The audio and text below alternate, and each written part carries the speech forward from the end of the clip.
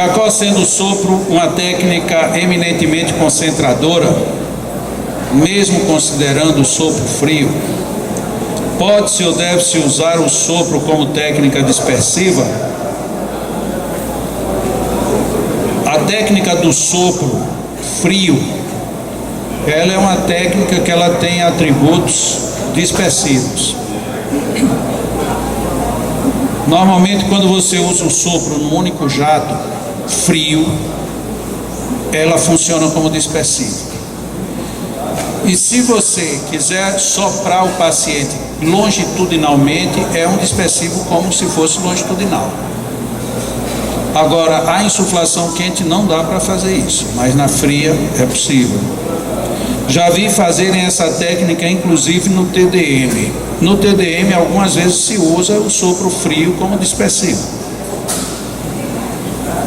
Mas se você consegue fazer bem com transversal ou com longitudinal, não tem para que fazer por sopro frio. Você poderia falar um pouco mais sobre o refluxo e como trabalhar o problema da congestão na área? Impedimento. Impedimento. O refluxo é o complemento de um fluxo. Em tudo que nós, na realidade, nossa natureza humana, ela é binária praticamente. Em quase tudo nós somos binários. Em algumas situações nós somos ternários. Quase tudo nós somos sim e não, claro e escuro, positivo, negativo, em cima, baixo. Então nós temos no nosso componente vital, inclusive, isto muito bem pronunciado, o sistema binário cuidando do nosso organismo. Por isso que tem o fluxo e tem obrigatoriamente que ter o refluxo. Um impedimento no refluxo é mais ou menos como, vou usar o mesmo exemplo que normalmente eu uso para falar de por que se aplica de cima para baixo, ou da cabeça para os pés. Tomando, por exemplo, uma caixa d'água. Quando a água vem descendo por gravidade é o fluxo. Quando eu preciso jogar água lá para cima, eu crio uma compressão através de uma bomba, e a compressão é que faz com que a água suba. O compressor, uma bomba, ela não é necessariamente um instrumento que está soprando para cima. Ela cria compressão e na compressão a água sobe. Dentro deste mesmo raciocínio, imagine bem, a água está descendo através de uma tubulação de meia polegada. E eu tenho para subir outra tubulação de meia polegada. Só que na subida para a caixa, a tubulação começou a ter uma tubulação antiga de ferro, e ela começou a ter encrostamento interno e diminuiu o diâmetro. O que vai acontecer? Eu vou ter que gastar mais energia na bomba, maior esforço para poder fazer essa água chegar lá. Mas se em algum momento houver uma obstrução no encanamento, eu vou ter que abrir o encanamento e desobstruir, porque senão vai secar a caixa e não chega mais energia lá em cima. Vamos agora para o nosso organismo. Imagine que onde é um ponto comum de acontecer a obstrução no refluxo, é no básico, é comum. Ora, no básico é o primeiro grande ponto de reconversão. A energia vem, chega no genésico e atravessa praticamente de uma forma linear para o básico. E agora o básico vai reconverter.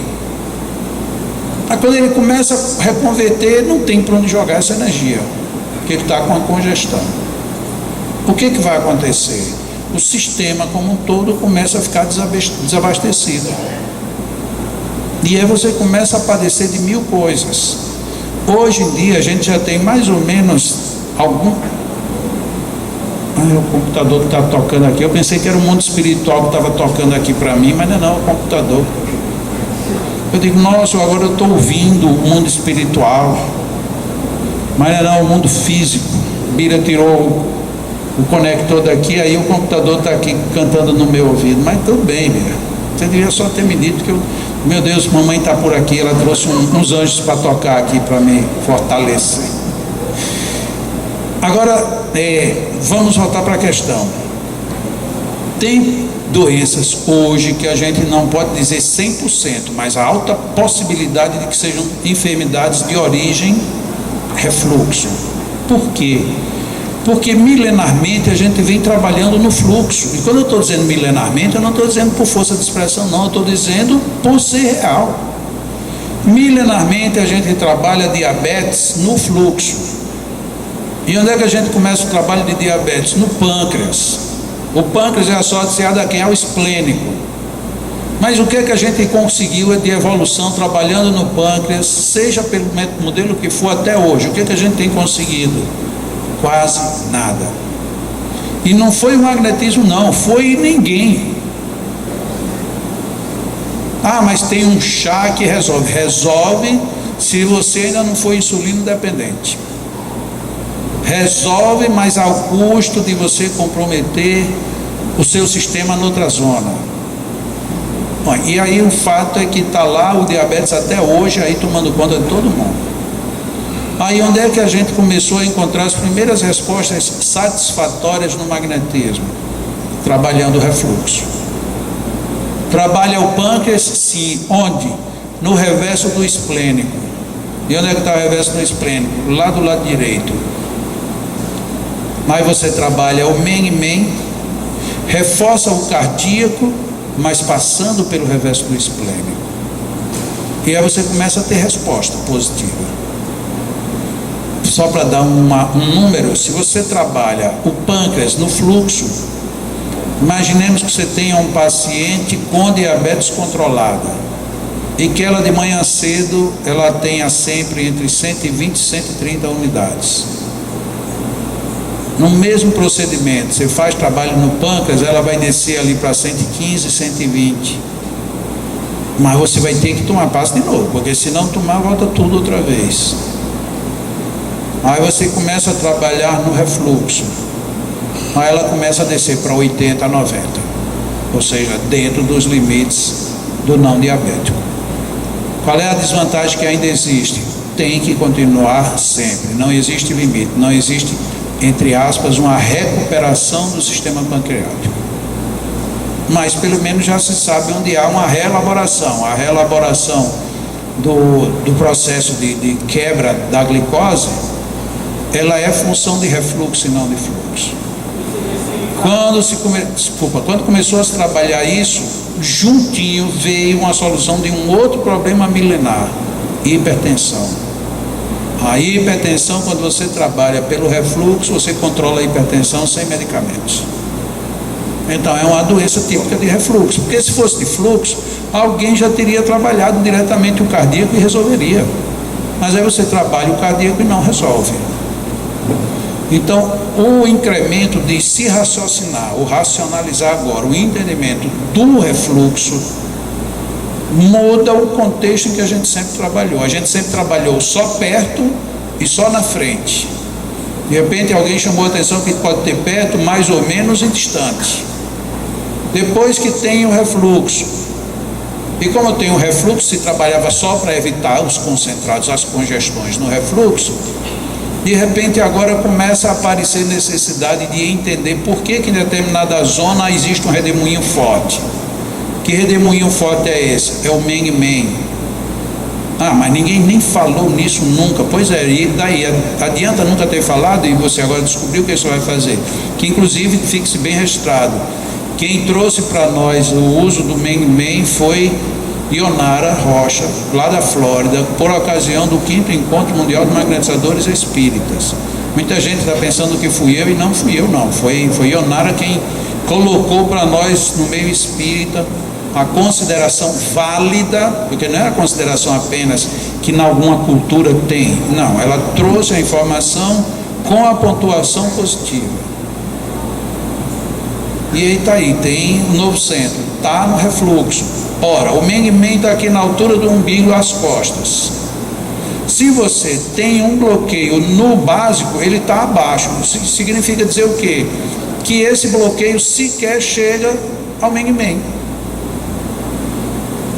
Então você trabalha o básico, trabalha o men, Quando eu digo trabalho, isso quer dizer muitas coisas. Uma dessas coisas é fazer a interconexão.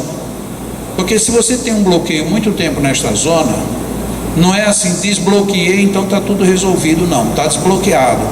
Mas só que essas alturas, isso só para ficar uma analogia, para a gente entender, quando eu abro esse canal, esse outro canal de tanto tempo ficou contido, ele agora não vai se enlarguecer de hora para outra não, ele agora vai sofrer uma necessidade de reconexão, e dele com o esplênico, e do esplênico com o cardíaco, e com o gástrico, e com o laríngeo. Então estava lá o refluxo todo para ser feito. Então não é mágica, a gente às vezes pensa que é tudo mágico. A gente faz um tratamento médico de 5 anos e não dá resultado. Aí chega num tratamento magnético e em uma semana quer resolver tudo. Aí diz, não, isso aqui também não funciona. Como não funciona? De tempo. Então é preciso que a gente tenha isso. Então, tá aí, queria que eu falasse mais do refluxo. Tem isso, tem algumas, por exemplo, no primeiro encontro mundial de magnetizadores espíritas, que foi aqui em Natal, no Leão, na época nem tinha esse auditório, foi lá em cima, o pessoal de Itabuna trouxe para nós a terapia da circulação pelo magnetismo. Apesar do nome ser amplo, era somente para a circulação das pernas. Esse assunto andou mais 2 anos, aconteceu de novo no segundo encontro e no terceiro encontro mundial de magnetizadores, é um por ano. Nisso, quem trouxe a ideia adoeceu e passou 3 anos sem comparecer a nenhum evento. Quando ele veio reaparecer, foi já no 8º encontro lá em Curitiba, ano passado. Não, no 7º. Foi no 7º de Curitiba, desculpa. O 8º foi de Goiânia. Então lá em Curitiba reaparece o assunto. Só que quando reapareceu, aqui no Leão a gente já tinha também avançado, e olha, tivemos um histórico muito bom, muito feliz, porque foram apenas 2 casos aqui no Leão que foram trabalhados. O caso de uma senhora que tinha problemas nas pernas e levou praticamente 2 anos em tratamento, para se poder dizer foi muito bom resultado. E na hora depois entrou um radialista aqui de Natal com um problema de pré-amputação da perna. O caso dele era gravíssimo, e com o agravante de que ele bebia, e ele bebia por conta das dores, por conta de tudo. Então era uma coisa replicando sobre a outra.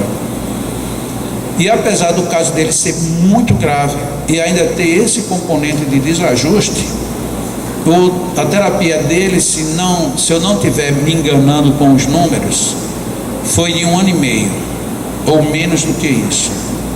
E ele não amputou a perna e ficou bom. E como grande prêmio, ele no meio do caminho resolveu parar de beber. Quando ele viu que tinha jeito, aí ele entendeu que a bebida só complicava no caso dele, aí ele abandonou a bebida.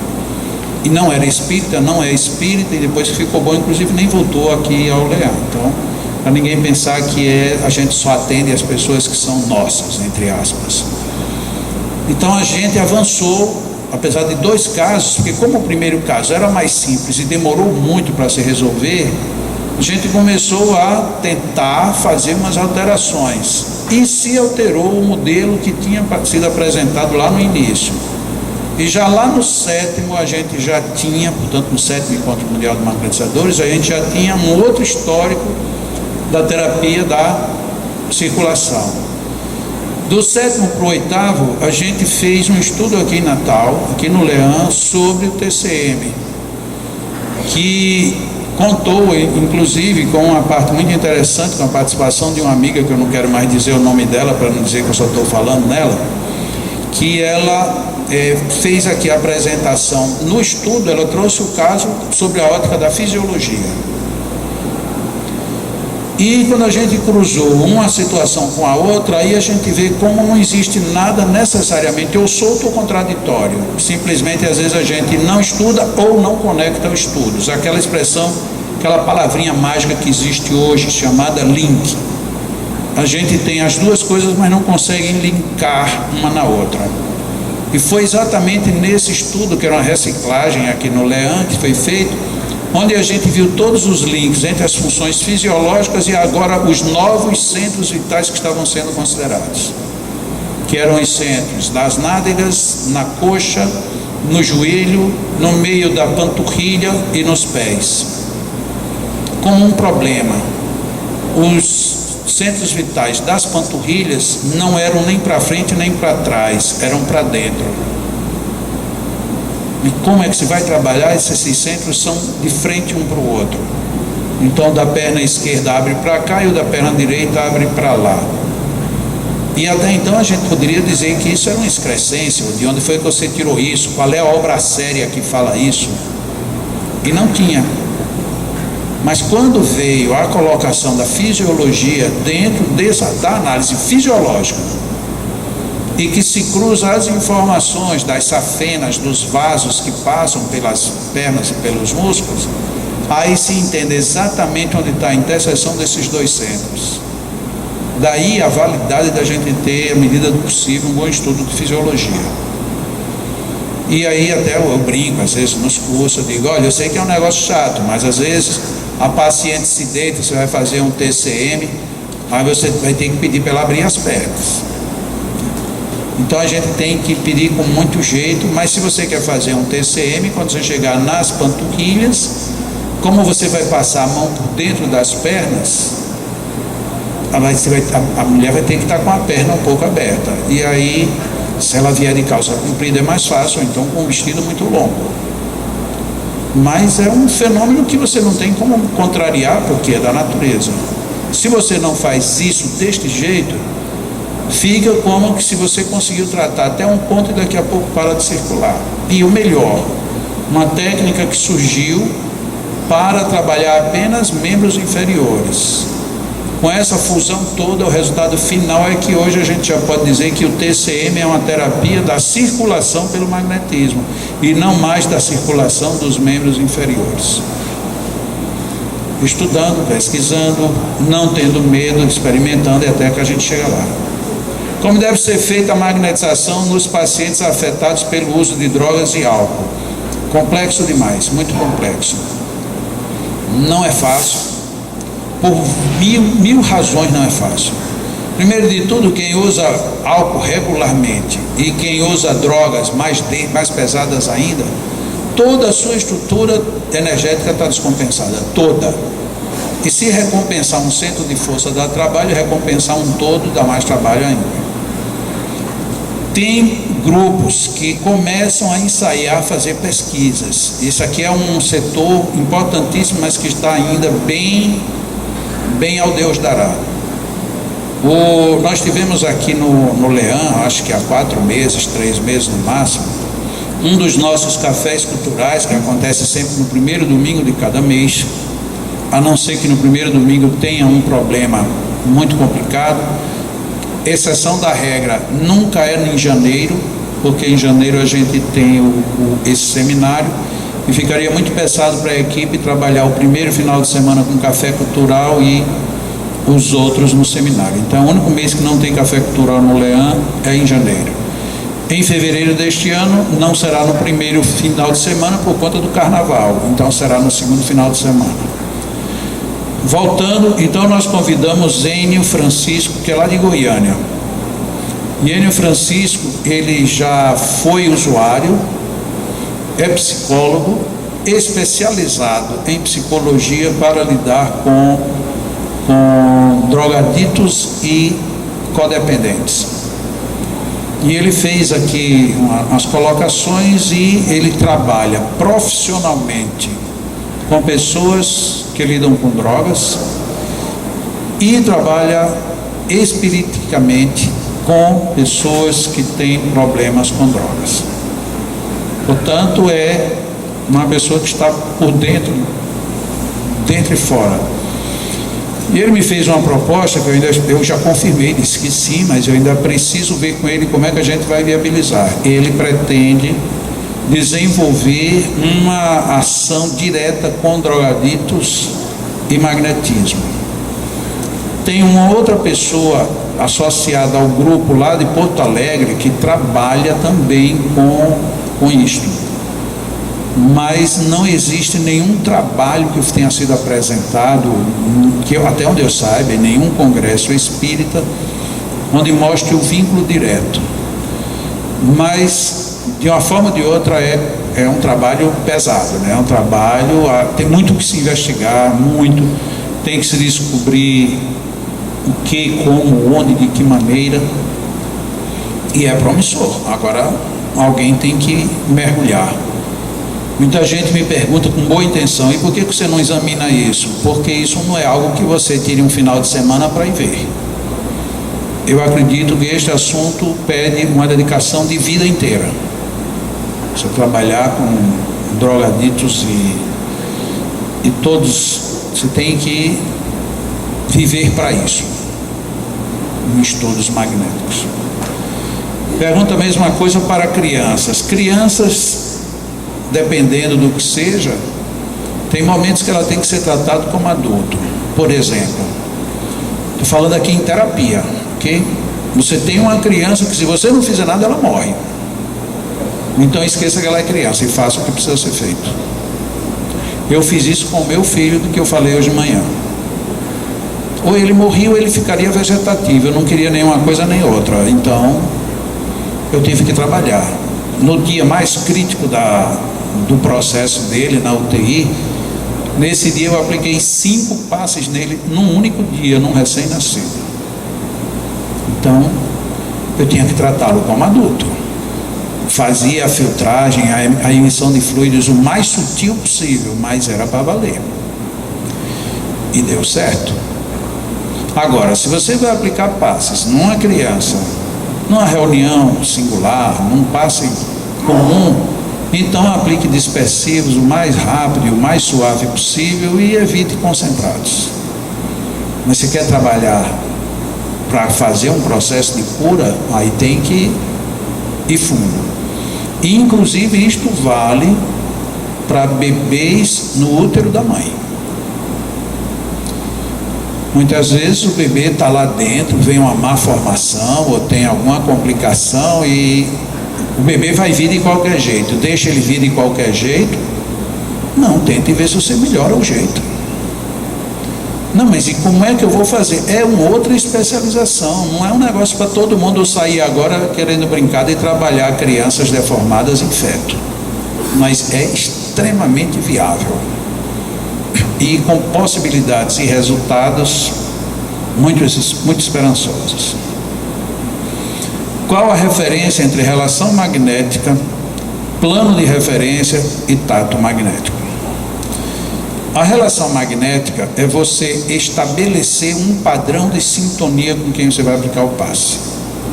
Isso independe de qualquer coisa, inclusive é o que nós podemos dizer, que se bem que isso não existe nenhuma obra que tenha isso escrito, mas é o que a gente pode dizer que é o primeiro princípio do magnetismo. Para você fazer uma boa aplicação magnética, estabeleça a relação. O Deleuze, ele usava muito ficar pegando na mão do paciente, segurando-lhe os polegares.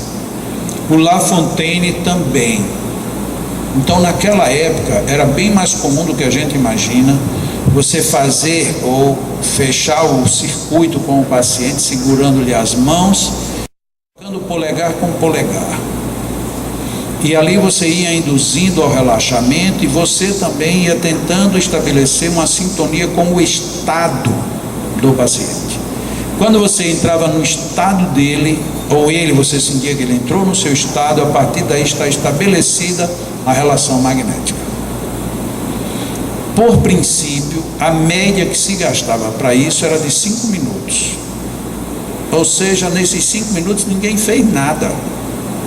Está apenas tentando essa afinidade magnética. A partir deste momento, aí é que começaria de fato a sessão magnética. Na sessão magnética, aí você tem: vou sentir o que o meu paciente tem. Se eu vou sentir, eu vou agora. Se eu já tenho a relação estabelecida, eu vou apenas procurar onde é que a minha relação fica em melhor sintonia. É nessa faixa. Muito bem, essa faixa daqui é o meu plano de referência. Essa faixa aqui, isso pode ser em relação, tem pessoas que têm, com alguns pacientes, uma relação magnética bem próxima. Tem outras que têm com o mesmo paciente, com a mesma situação, no mesmo dia, a relação magnética é bem distante. Portanto, é uma interação pessoa a pessoa. Eu vim fazer e está aqui a relação, aí o outro veio, está aqui. Não quer dizer que um está certo e o outro está errado, os dois estão corretos. Mas eu estou sentindo um fogo, um calor enorme. Ele disse, pois eu não estou sentindo gelado. Estão certos os dois. A relação entre eu e você pode ser uma hoje e outra. As relações interpessoais magnéticas, elas podem variar dia a dia. Você pode ter um padrão e eu outro, porque a minha geração magnética, ela depende do fisiologismo e do mental. Como eu todo dia fisiologicamente mudo e mentalmente eu mudo, eu posso mudar o meu padrão de um dia para o outro. Então hoje você tem uma relação, no outro dia você pode ter outra. E não quer dizer necessariamente que um esteja melhor e o outro pior. Simplesmente mudou de padrão. Então, eu já tenho a minha relação magnética. Eu tomando o exemplo de Deleuze, que não é o usual, mas vamos. Então eu estabeleci minha relação magnética no dedo. Já estou bem sintonizado. Eu vou ver qual é o meu ponto em que eu melhor me afinizo com você. Este ponto é o plano de referência. Dele eu tiro relação para todos os outros. Então, normalmente a gente faz isso a partir do coronário. Então eu tenho aqui, por exemplo, 10 centímetros. Esse foi o meu ponto de referência. Independente do que eu sinta ou não, eu vou sair a 10 centímetros no corpo dele todo.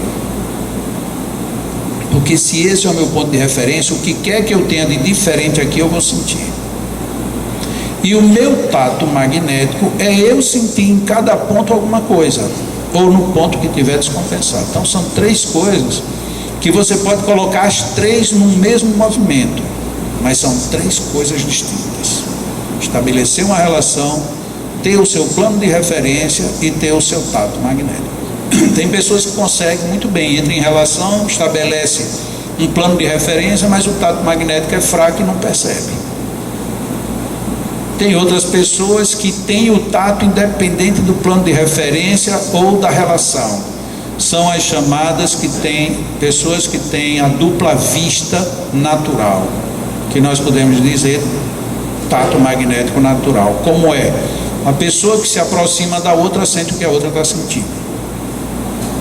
Então me aproxima de você, diz, nossa, me deu um negócio aqui, o que é isso? Você está com algum problema aqui? Diz, estou com um furúnculo aqui. E o outro se aproximou e já sentiu. E até brinco. Muitas vezes um homem se aproxima de uma mulher e ele sente uma dor no ovário. E ele não tem ovário. Ou a mulher sente uma dor no testículo, que ela também não tem. Mas aí ela sabe, esse moço está com um problema no testículo. Como é que você sabe? Ele disse, é porque o meu doeu. O meu.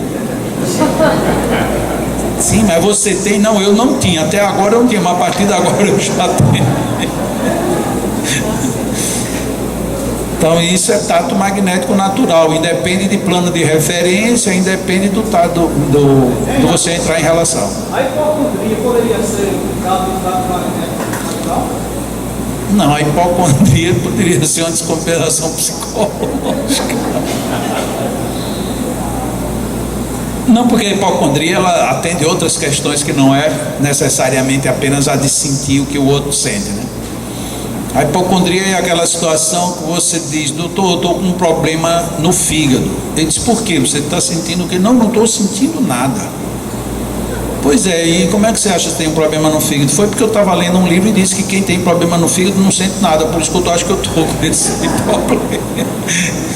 Isso é hipocondria, você quer uma doença de qualquer jeito, aí termina encontrando. Quando toma ansiolítico, pode aplicar passes? Pode, nem sempre deve.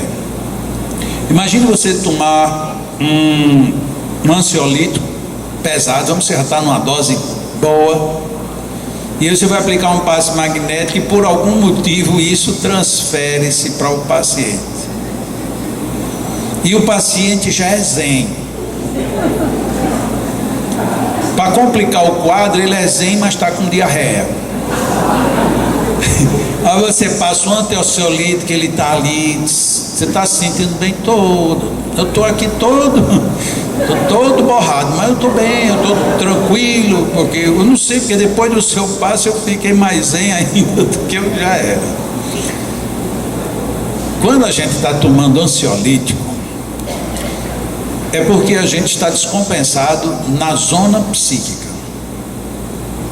A zona psíquica é fundamental que ela esteja em equilíbrio para você ser um bom magnetizador.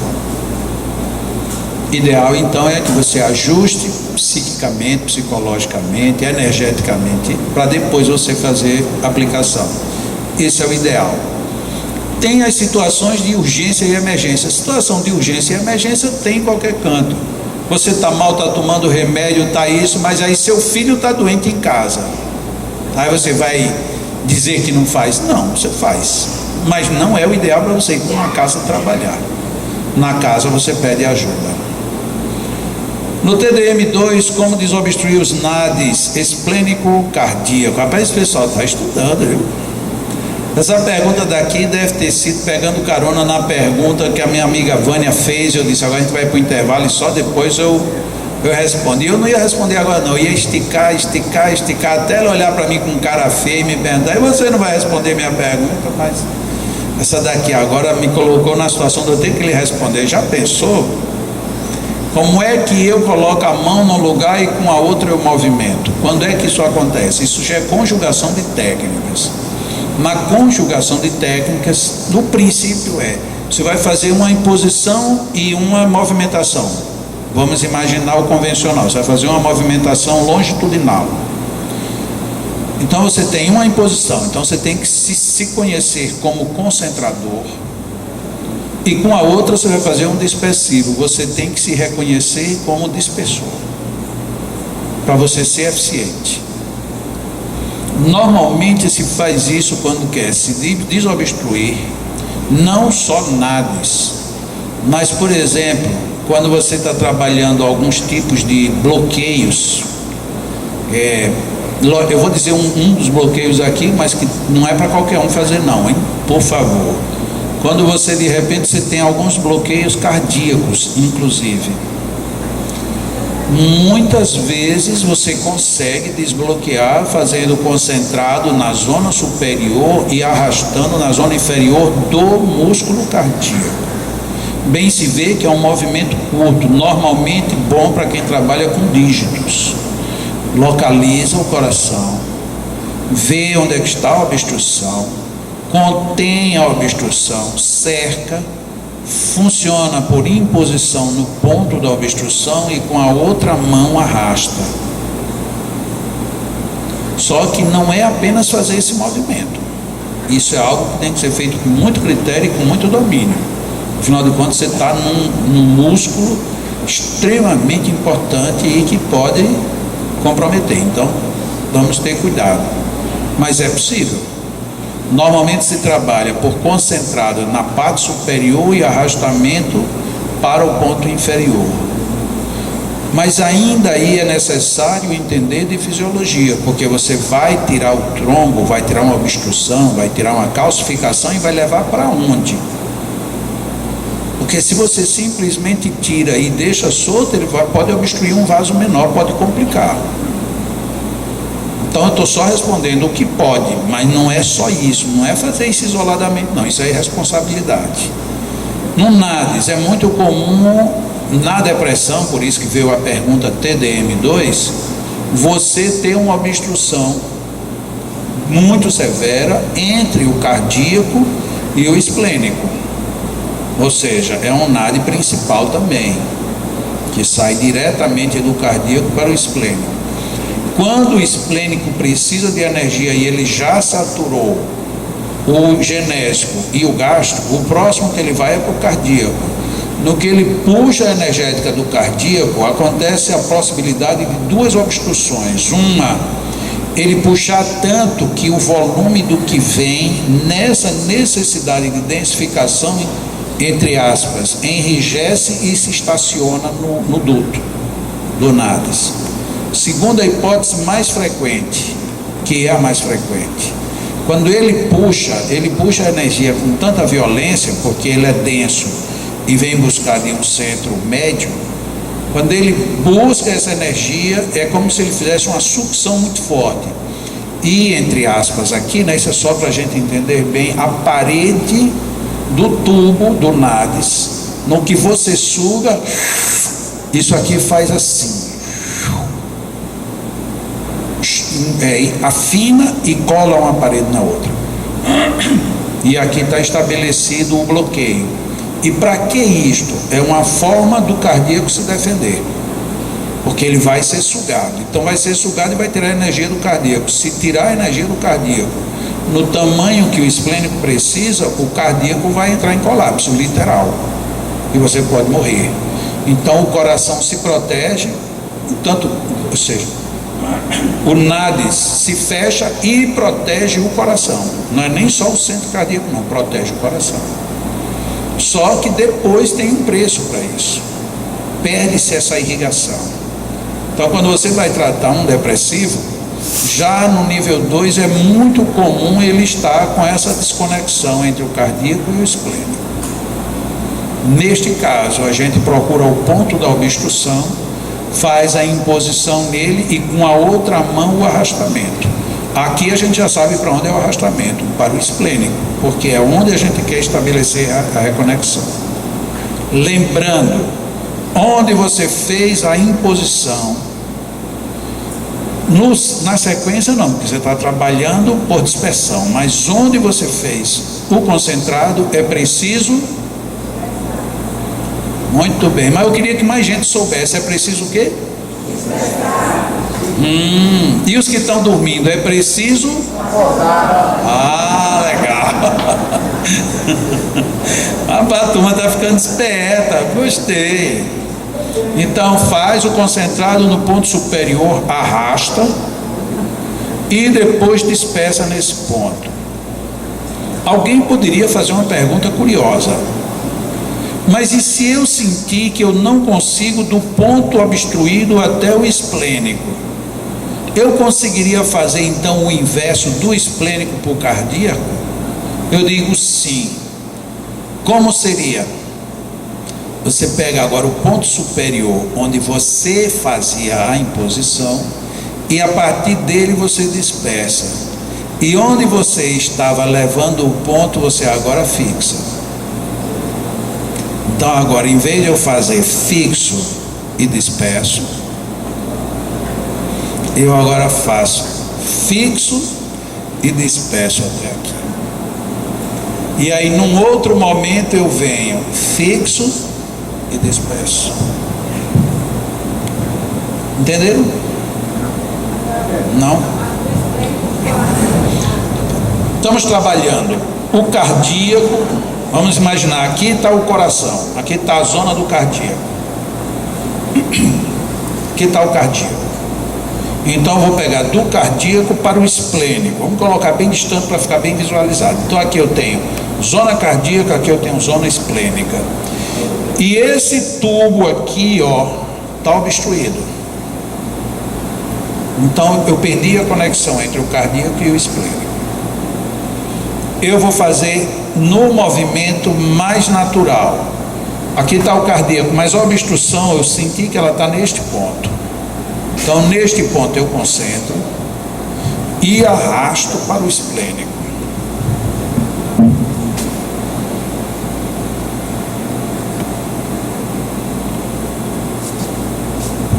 Terminado de fazer isso, neste ponto, No ponto de obstrução. no ponto onde eu fiz a imposição, posso conferir, volto outra vez e faço quantas vezes será necessária. Não é bom fazer isso muito tempo. Por quê? Porque você pode complicar enquanto você está concentrando. Então você faz isso em escalonamento. Vou fazer aqui mais ou menos um caso real em termos de tempo.